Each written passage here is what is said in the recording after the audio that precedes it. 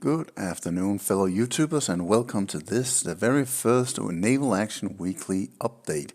This is where you get your less than true information about Naval Action's RVR segment and a bit of tidbits from anything else. First off, I would like to introduce myself. My name is Lars Kjær, and for those of you who don't know me, I am a member of Clan Bokar. Clan Bokar is one of the clans that is in the faction Denmark-Norway, which is situated in the Lesser Antilles, Upper Antilles over here. And basically, we do a lot of stuff with the Bastard guys and the DNMF guys, and Denmark is a very small community, as you can see by the sheer number of ports we have.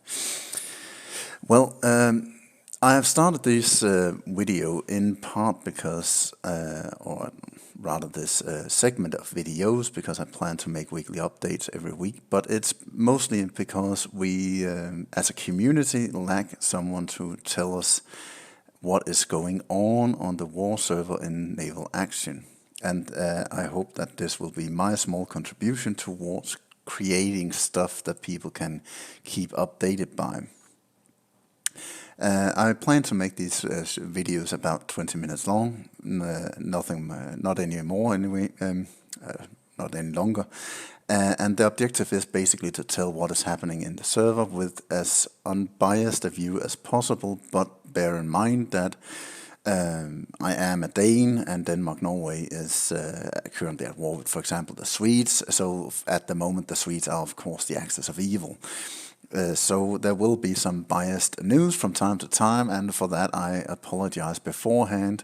I was actually told when I wrote in the Naval Action forums that I was going to make these videos that regardless of what I was saying, I would be accused of being biased. I could even claim that water is wet, and then it would be a biased statement. So here goes my first controversial statement of the day. Water is wet. So if you don't believe that is an unbiased statement, then basically you're a few guns short of a full gun deck, so to speak.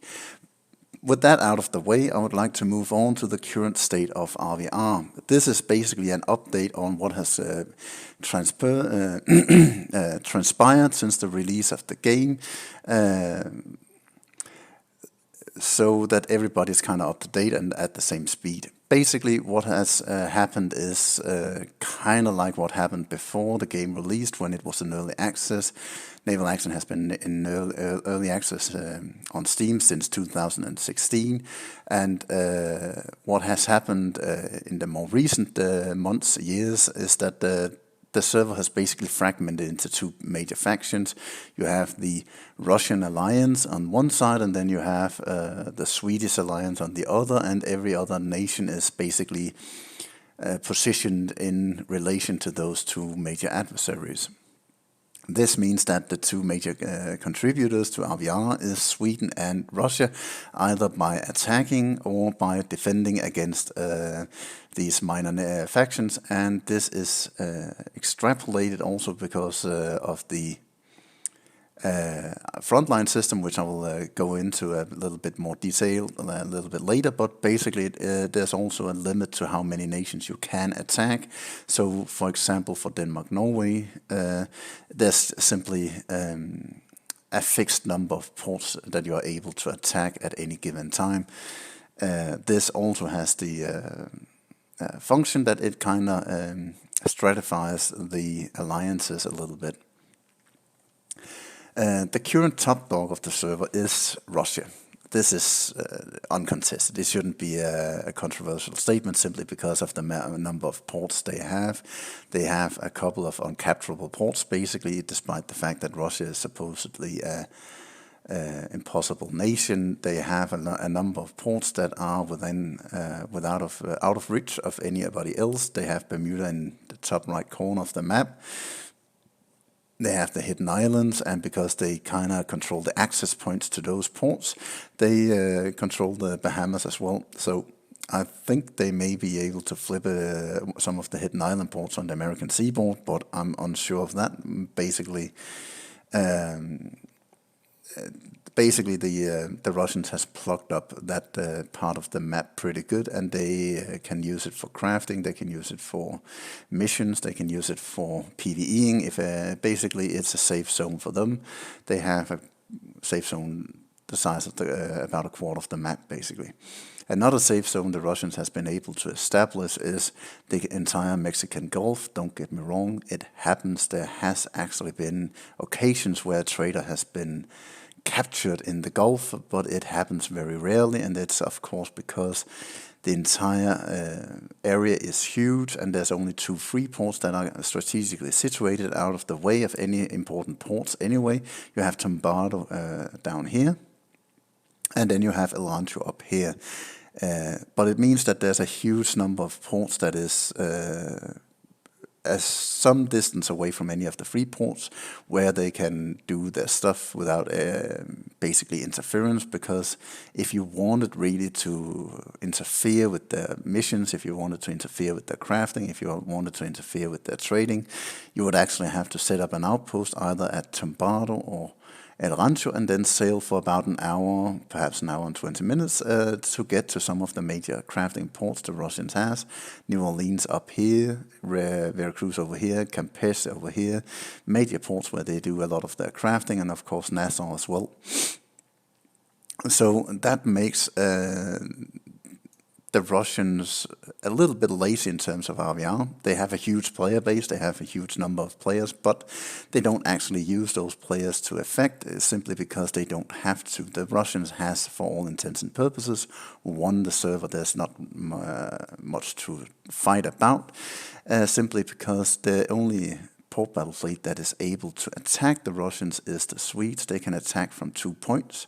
They can attack from Tombardo. Now that they have taken Cantoya, they can probably take a couple of other ports, but basically Tombardo is one of their routes of exit, or access routes for the Gulf, and El Rancho is the other one. From El Rancho they can flip 2 ports, basically, Esteros on one side and Aranzes on the other, but all the Russians has to do is basically block up of their Freetown, and then they will be unable to leave the port, and if they can't leave the port, they can't enter a port battle against them. So it's a huge safe zone right now, and it's not going to change anytime soon. Another key area for the Russians are basically what is modern-day Colombia. This was, I believe, called New Granada in the Spanish Empire when the Spanish had South America, but I am unsure. Don't hang me if I'm wrong, basically. But this area, kind of like the other area, the Swedes can attack it. They have taken Buena Vistas recently, but they have a major issue, and that is, it is, as you can see on the map, fairly easy to block them off, so they have a hard time moving up towards the key for the Russians in that area, Cartagena de Indias, where some strategic resource drops. I'll go over the strategic resources a little bit later.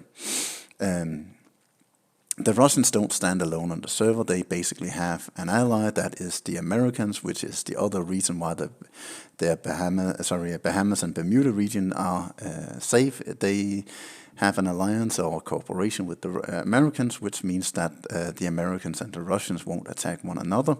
And the Americans are currently fighting a war with the pirates, and the pirates are, of course, at war with the Americans and the Russians. But it's not really the hottest war on the server right now.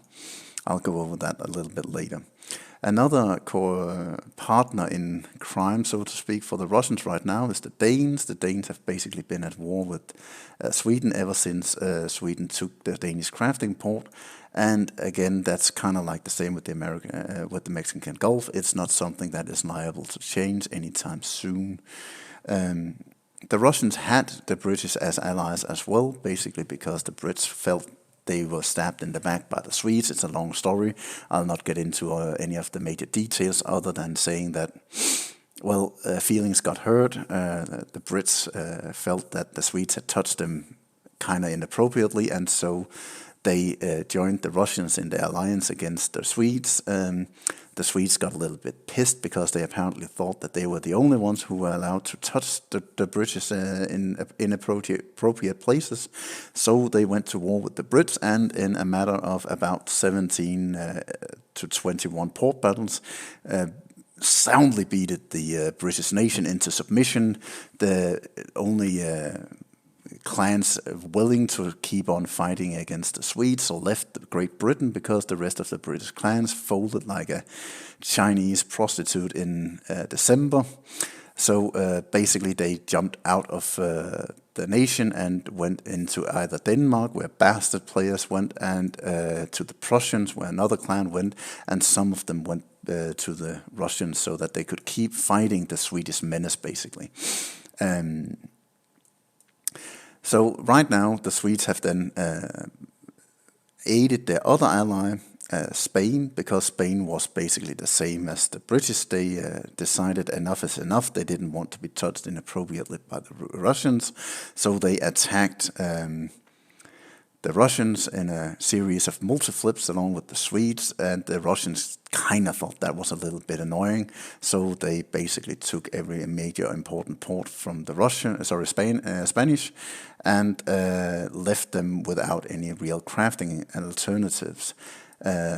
From what I can gather, the Spanish nation is at the moment divided. They have one faction that wants to fight the Russians. They have another that wants to come to terms with the Russians.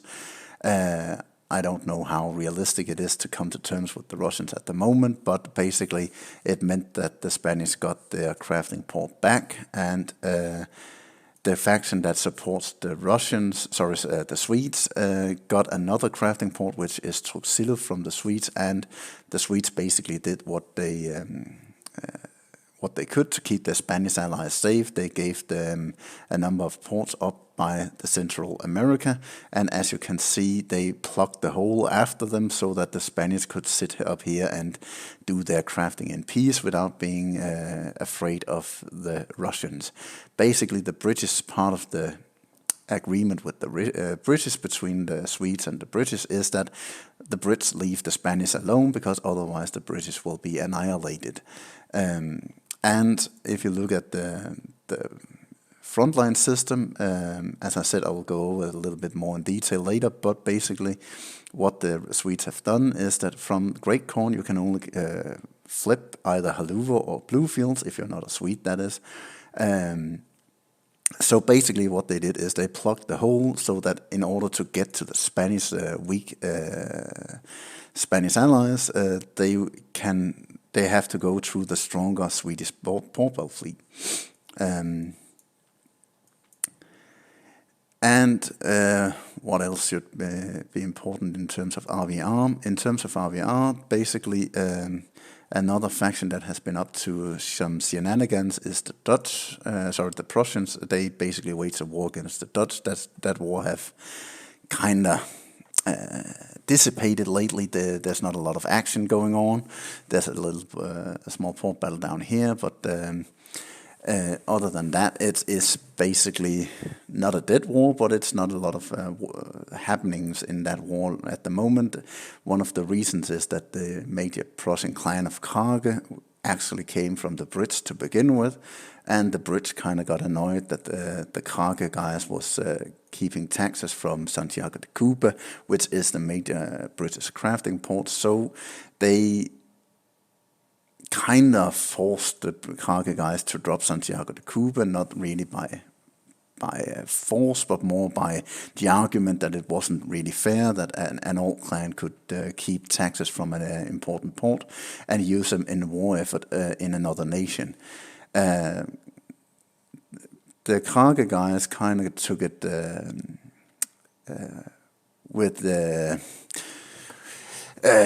straight back, so to speak. So they basically dropped the port, gave the port to the Brits, and in return attacked the Brits in the Lacais region and took one of the British regions. And due to the low manpower in Prussia, they haven't really been able to focus on both the Brits and the Dutch at the same time.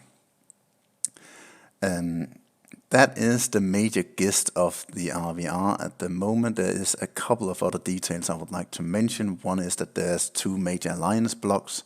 You have the Russians on one side with the Americans and Denmark, Norway. On the other side you have Sweden, Spain, France, pirates, and the Dutch. And what has been happening lately is basically that the Brits got beaten out of the Russian alliance. The Russians attempted the same with the Spanish, but due to the Spanish getting ports from the Swedes, they are still basically in the fight. And another important thing to remember is that the Swedes have not really been able to attack the Russians on the Russian home turf. It has been to a large extent on the Swedish side of the pitch, so to speak, if we have to keep it in the soccer term or football term. Basically what the Russians have done is that they took Bornica, they took Cabo Rojo, at some point they also had Plymouth, and basically by pushing in on the Swedish possessions at the Swedish core area, they have forced the Swedes to fight basically in their close vicinity rather than having to fight the Swedes over in the Gulf. And this, of course, also means that the pressure, so to speak, is continuously on the Swedes. That being said, the Swedes have been very good at alleviating pressure, either by multi-flipping the Russians or simply by beating the Russians in port battles. At the moment, the strength of the two major alliances is more or less equal, mostly because the Russians are unable or unwilling to muster the entire nation in an alliance or in a war effort against the Swedes. So as long as the Swedes don't really push too far into Russian home turf, they don't really have to fight the numbers that they would otherwise have to. The neutral parties right now are Great Britain, there's Prussia, and there's a small nation called Poland-Lithuania, but right now Poland-Lithuania has no ports, so they don't really matter in terms of RVR. They do have a very vibrant community though, that do a lot of fun stuff together. They screen sometimes against whoever they want in port battles. I've seen them screen in behalf of the Danes at one point. I've also seen them screen against the Danes at another. So basically what I'm gathering is that they are doing whatever they please and don't really give a beep about others, more or less. I promised that I will talk a little bit about the frontline system, so I'll do it very briefly. Basically, what a nation can do is that it can capture a couple of ports that is close to its own ports, and there's a number of free ports in the server as well, so that those can be used as stepping stones to other areas. The Swedes, for example, should not have been able to capture Buena Vista, but there's a free port at Diana. That means that from Diana, the Swedes could take missions on Buena Vista and New Edinburgh. Now, the Swedes don't really want to fight more players because they have their hands full with the Russians, so of course they wouldn't attack the Prussians, but they were able to do hostility on Buena Vista and actually take that port from the free port. I have already explained how the Great Corn situation is. If I, as a Dane, for example, wanted to take missions on Great Corn, I can do... Oh, for fuck's sake, I'm still in port. That's a little bit annoying.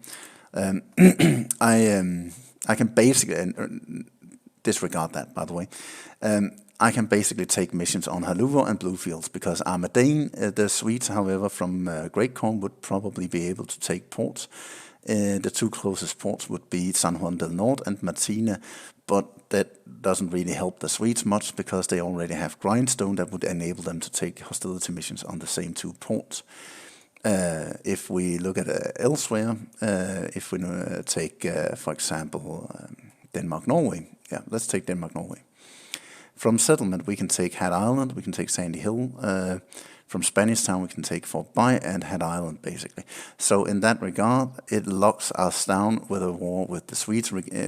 No matter if we wanted to or not, we would only be able to do RVR against either the Swedes or from Lamona, one of the other free ports. For example, Higae or Port de Pikes. Zumbardo, we would be able to flip Contoy and Mugeres, but basically we are kind of landlocked in a war with the Swedes, in part because of the Swedes' dastardly evil hostility on San Juan and attacks on the Danish nation, and in part of because of the mechanics, basically. So that's how the front line basically works. You can take ports that are close to ports you already own, or you can jump from a free town.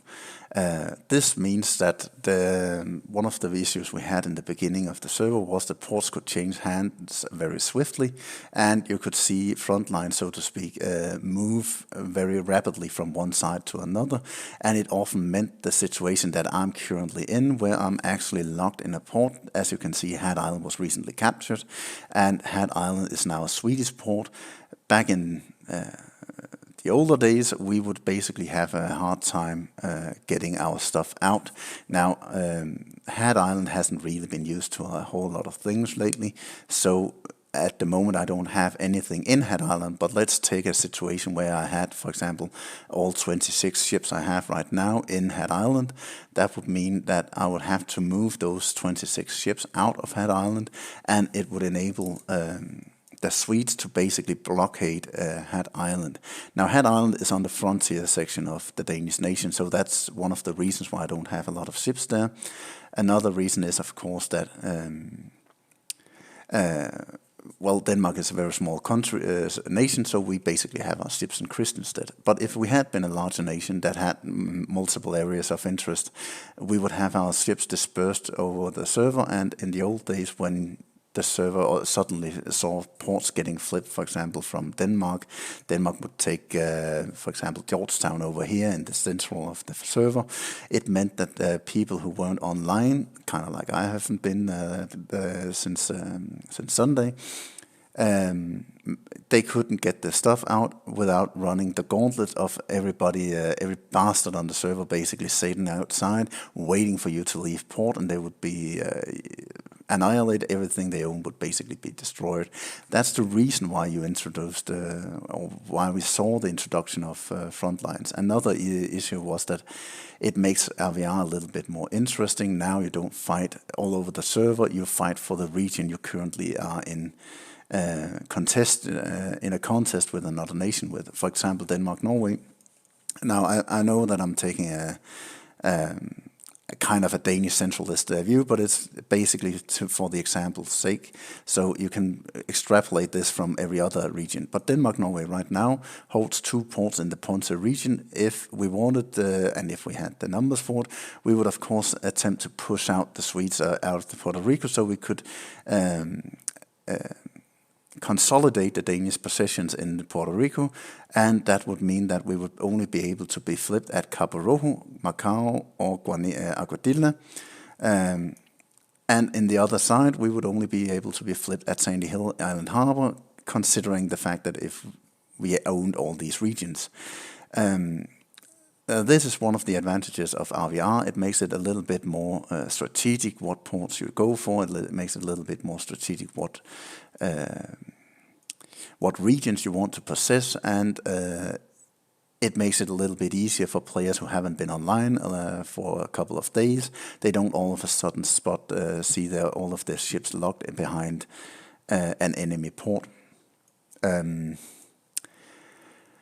That was a little bit about the frontline system, so now I will go to current events, basically, because that's the other part of the segment of the weekly update. Basically, right now you have a number of port battles. Just to round off RVR, we have 3 port battles against the Swedes, Fajardo, Pasai, and Fort Bay. Later you have Puerto de España. The Prussians are still fighting the Dutch, but it's an early fight, for example. That's one thing, and the other thing is that it's not really a heated war. On the other side, you have the Prussians being attacked by the Brits. A little bit of a stalemate between the Prussians and the Brits. Basically, the Prussians has a much larger fleet. Sorry, that's not entirely true. The Prussians has a better fleet, that was what I meant. But the Brits has larger numbers, so at the moment, there's not a lot of stuff happening, but it's basically just a question of time. If the Prussians wanted, they would be able to push back the Brits even further. It's mostly a question of what the Prussians desire in that war, and if they are really intent on an all-out war with the Brits. And you have Karahatas being attacked by the Russian Empire. This is another one of these retaliatory attacks, basically in order to punish the Spanish for helping the Swedes. Last time it was at Guernica, there were a couple of Spanish screeners, and if you don't want your enemy from getting help and assistance in naval action, you basically beat on the weaker side until the weaker side submits and leaves the war, and that is what happened with the Brits. It's what the Russians have been trying to do with the Spanish, and you could to some extent argue that it's what the Swedes have been trying to do with Denmark-Norway. So that's just to round off the current affairs of RVR. At the moment we have an event, and I'd just like to do a little bit of, what's the right word, commercial for the event. I would like to advertise the event because it's quite a fun event, I think. Basically, it's a date with Diana. For those of you who don't know, Diana is a frigate, a fifth rate. It's one of the more interesting fifth rates in the game, in my point of view. It's a decent mix between speed and maneuverability, and it can have a decent amount of firepower. It's one of the more interesting ships in the game, in my opinion. Another interesting ship is the Santa Cecilia. I never really got into the Santa Cecilia myself, but it's basically a slightly buffed Surprise, decent turn rate, decent firepower, and it's rare ships. It's ships you can only get from this event or by gifts from the administrators or developers. And there's of course a special ship in this event as well. That special ship is the Admiral de Ruyter. The Admiral de Ruyter is a Dutch third rate. It was named after Michel de Ruyter, a very famous Dutch admiral who fought, among others, in three Anglo-Dutch wars.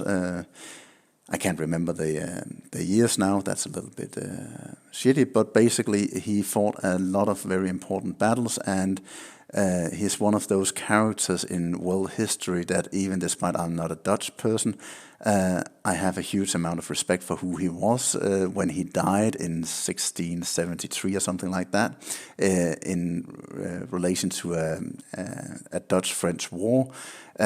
Basically, he was alleviating the port of Messina from the French, and in the ensuing fleet action against the French, he was struck by a cannonball in the leg. He died, and the French showed him the respect that when his body were past the French fleet, they fired their guns in salute as he passed every one of the ships. It just tells you that he was more than just a Dutch admiral.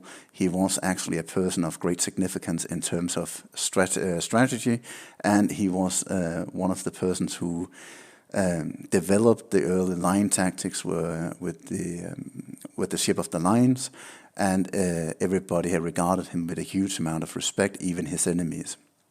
The current Admiral de Ruyter ship, however, is a third rate, a 74 ship third rate, and it's one of the better ships in the game because it can have 36 pounders on the bottom deck, it can have 32 pounders on the middle deck, and just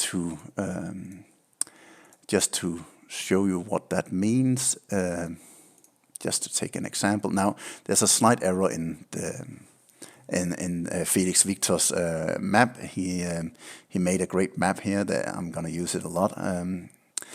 But basically, if we will look at the Admiral de Ruyter, in the map it can take 32.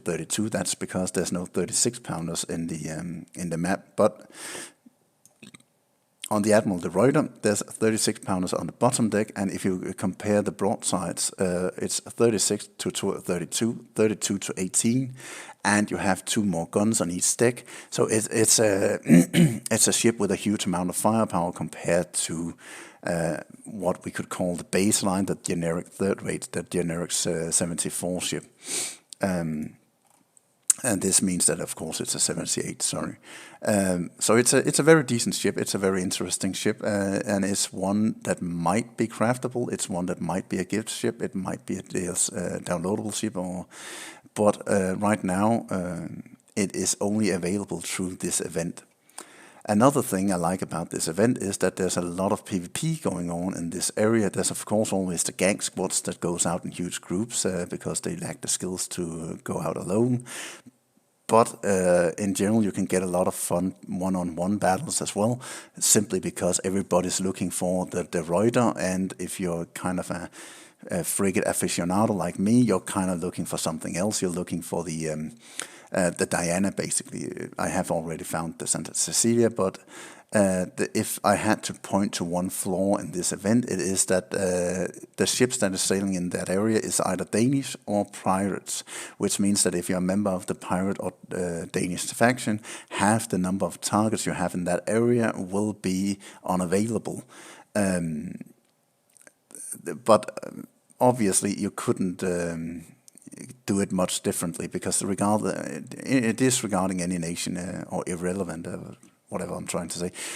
No matter what nation they had picked for these events, it would mean that that nation would have half the number of targets compared to the other nations, which means that, for example, if you're a Dane or a pirate, you might actually having to spend more time hunting these ships than if you were part of the Prussians. For example, the Prussians have really struck gold here because they can basically jump out of their own ports and capture one of these ships. It's a very fun event. The Diana and the Santa Cecilia also appears down here, and it also appears in the area over by Cuba, between Cuba and Tumbado. So just to reiterate, it's north of Guayana, that's the free town that is down here, north of the Trinidad and Tobago region, basically. And it is in the east of Tumbado region, and it is south of Hispaniola, where you can find these ships. And you find a lot of fun PvP action as well.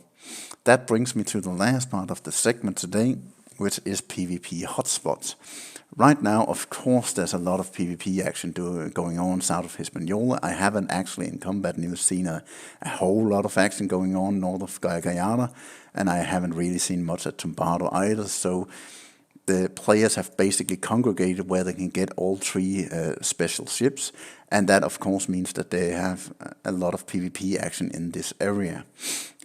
Other places where you can find a lot of PvP is around, of course, the crafting ports, which is Santiago de Cuba for the Brits. That's their main crafting port. You can also spot them down by Port-au-Prince, because they do a little bit of crafting down there as well, from what I understand. You can find it at Remedios, where the Spanish are crafting, but there's a very low number of Spanish players in the Spanish faction.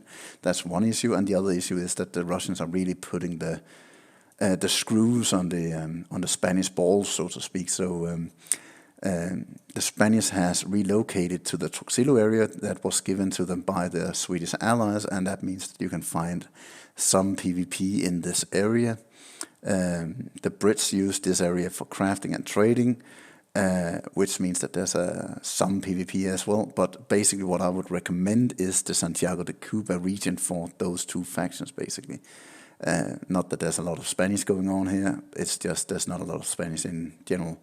Another area of interest used to be the Guyana region, but the Prussians kind of screwed over that region by taking the ports.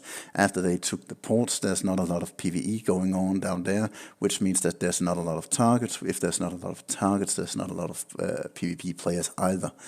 You can go up to Bridgetown, however, that's the French crafting port, and the French are always very willing to come out and do a battle with you, which I find is very nice, and they're usually very polite in the battles as well. So you can get some fun battles without a lot of risk. You risk getting killed, but when I talk about a lot of risk, I'm basically thinking you can take whatever ship you have, go up to Bridgetown, and you'll usually find a battle that is to your liking. The Prussians craft at Santo Domingo, and they are decent PvP players. Basically, the Prussians are kind of the odd dog out, because they have a very low player base. Not that it's all that low, but it's not very large. But they have a group of decent PvP players, and that means that they have a decent port battle fleet as well. And if you're lucky to find them in the Santo Domingo region, then you get a decent fight, a decent scrap for your money. Another region where it's often easy to find PvP targets is up in the Bahamas, mostly because you have the free town of Shroud Cay, and you have the PvP zones in the Bahamas region as well. You have the Nassau patrol zone, which is just east of Nassau, and you had the Dead Man's Cay patrol zone, which is of course south of Dead Man's Cay. Lamona is a patrol zone as well. Aves is a patrol zone as well, basically. But the problem with the patrol zones is that I can't really recommend any of them.